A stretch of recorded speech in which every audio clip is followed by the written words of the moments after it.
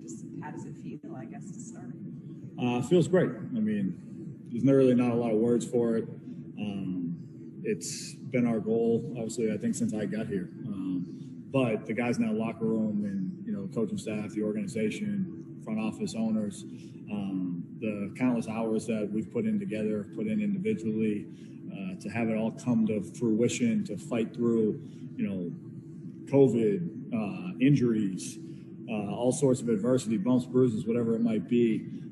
The resiliency that this team showed, I think, kind of speaks to our character, and that's why, you know, we've been fortunate to put ourselves in a position to compete for the NBA Finals. Bud was talking about how it's bittersweet now to have Giannis be able to play in this moment. For you, I mean, I'm wondering, I guess, what sense of, I don't know, maybe, I don't want to put words in your mouth, but what did you feel you guys needed to do, especially for him, on behalf of him, because he wasn't out there? Have his back. You know, I think, I mean, Giannis is a one-of-a-kind guy. We obviously all see his basketball talent, but as a human being, he's one of a kind. It's one of the reasons I want to stay here, wanted to stay here, want to continue to stay here and play by his side, because the things that he does, both on and off the court, the type of person he is, you know, that's, in my opinion, one of the biggest things that we did the last two games was play for him. We know all that he gives, his body, his time, energy, effort, blood, sweat, tears. So to be out there and to kind of have his back and hold down the fort while he's coming back from injury, I think just kind of shows the character of the team, the character of the organization, and that we do have a true team. What do you feel like losing in Toronto, the way that you lost in Toronto, and then losing in the bubble, the way that you lost in the bubble, did to make you a better team this season? It's adversity. You know, I would say it's unfortunate, but you learn a lot from losing. You really look yourself in the mirror, and there's two ways you can go. You can hang your head about it, or you can, you know, use that as motivation to kind of get better and fix the problems that you have, and continue to work every single day and understand that it's a process. You know, I think, you know, everyone wanted to be right back in the chance to put ourselves in the NBA Finals after we lost to Toronto, but it doesn't happen overnight, and it's a process, and the things that this organization has done and the guys that have been here, you know, for the last 3 years, last 2 years, and even this year, the adversity that we've fought through, it just kind of shows, like I say, character. I've used character a few times, but it just kind of shows this togetherness that this team and this organization has. I think for the entirety of the time I've been covering the team, people have wondered if Chris Middleton is good enough as a number two. That's out of the question. Can't get good enough number two, and he has a monster series, a monster postseason. Mm-hmm. How sweet was this for you to kind of see Chris have that moment and kind of be that guy? Yeah, it was awesome. I mean, I just said about as many nice things about Giannis as I could. I'd repeat all of them. Ditto for Chris. The things that he does, his calm, cool, collected nature. You know, it's awesome to see him put himself in a position to have the type of series and postseason that he's had, because we all see the hours that he's put in, but for the world to see it, I mean, it's awesome for him. It's just joyful for me as a guy who's been with him for 3 years to see him have this moment and see him to continue to show, you know, why he is an all-star, why he is, you know, the second best player on a championship contending team, and he can be that, and he is that. As far as the game's concerned, the first half, you know, Chris and Drew, they had 9 turnovers, shots weren't going in, but you had some shots. Bryn, Thanasis had a steal, Jeff T. How important was that, I guess, to kind of keep the ship together? That the bench guys were able to do that, really, for the first time in a couple of games as a group. Yeah, I mean, I would say it was the little stuff that kept us in it, and that's why I think we've been able to put ourselves in a position to come as far as we have and to continue to go further. You know, defense kept us in it. The little winning plays, the steals, the rebounds, the hustle stats that sometimes don't even end up as stats. Like, those are the things that, you know, I think our whole team, but especially the quote-unquote bench mob, kind of really prides itself on. And I mean, first half, I'm pretty sure they only scored 43 points. Unfortunately, we only scored 47, but, you know, when our offense, or when we're not making shots, our offense is a little stagnant, our defense is oftentimes able to keep us in games. And when you're able to go in at halftime feeling like you haven't played well, but you still have a lead and you've been able to defend, we felt pretty good about ourselves. From day one that Drew's gotten here, he's said he has felt no pressure despite being traded for and the extension, all that stuff. What kind of, I know Giannis and Chris are pretty level, but what kind of tone did that set maybe for you guys, knowing why he was acquired, what he was expected to do, and then like even tonight, big shots in the third, fourth quarter? Yeah, I think pressure is often external, right? So internally within the team, we just love playing with him. We love having him on board. We love the type of guy he is as a person, as a player.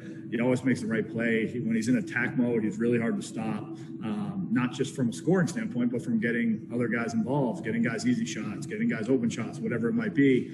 And, he defends and he gives it his all on a nightly basis. And I think that's all anybody can ask for.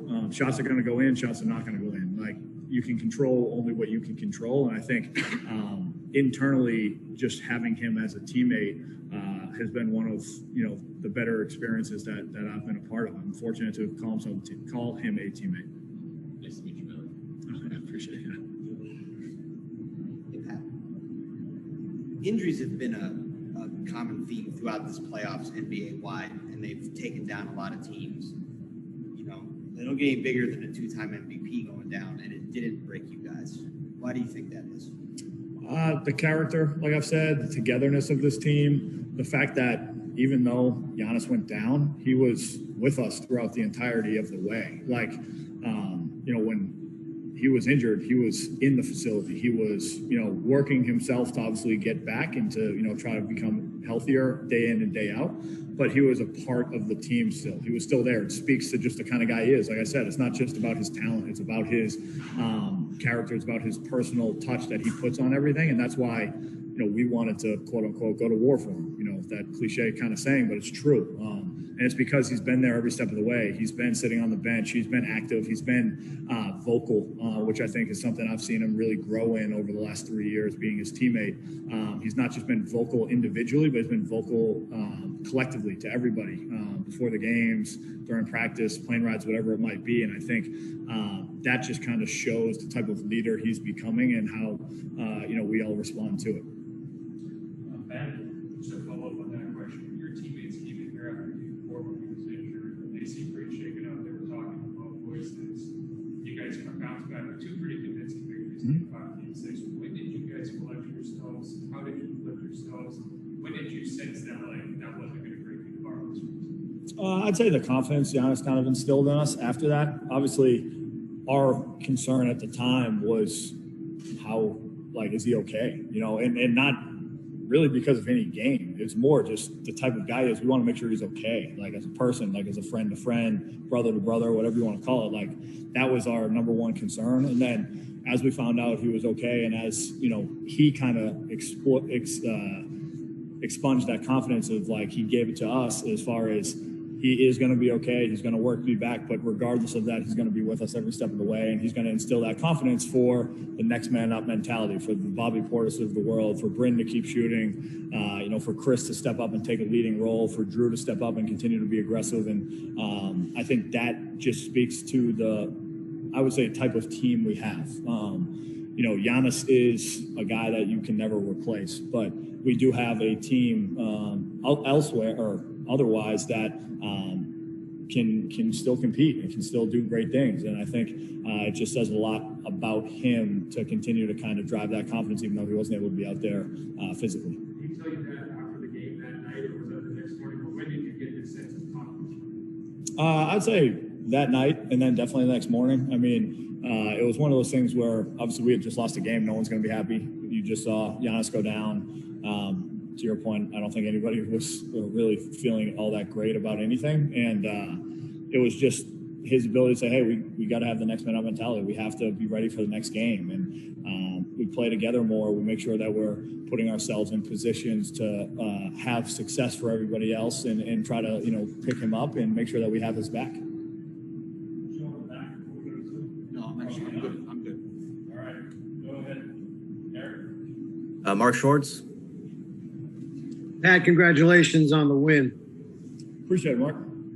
There's very few players in the world that can score 16 straight points in a game like this and 23 points in a quarter. How short is that list? And why is Chris Middleton one of those players? I'd say the list is probably extremely short, especially when you look at the circumstances under which he did it. And then he's able to do it because of the work he puts in every single day and the, confidence that our team and, guys like Giannis, guys like Drew give him to, shoot the ball and be confident when he's shooting the ball. He has a tremendous talent, but it's from the craft and the amount of work that he puts in on a daily basis. And, I couldn't be happier. It couldn't happen to a better guy. Everybody talks about, and we know him from being around him, what you guys know, what a great guy he is. But there's more to him than just being a nice guy. What other character does he show in those kind of situations in a game like this? I'd say some fire. Chris, he's calm, cool, and collected, but one thing he shows is some fire when we're in a position where we need it. And, he always does the right things. He always makes sure that he's encouraging guys both individually and then collectively as a group. And, when he's doing that, we're a tough team to beat. All right, thanks, Pat. Appreciate it. Appreciate it, guys.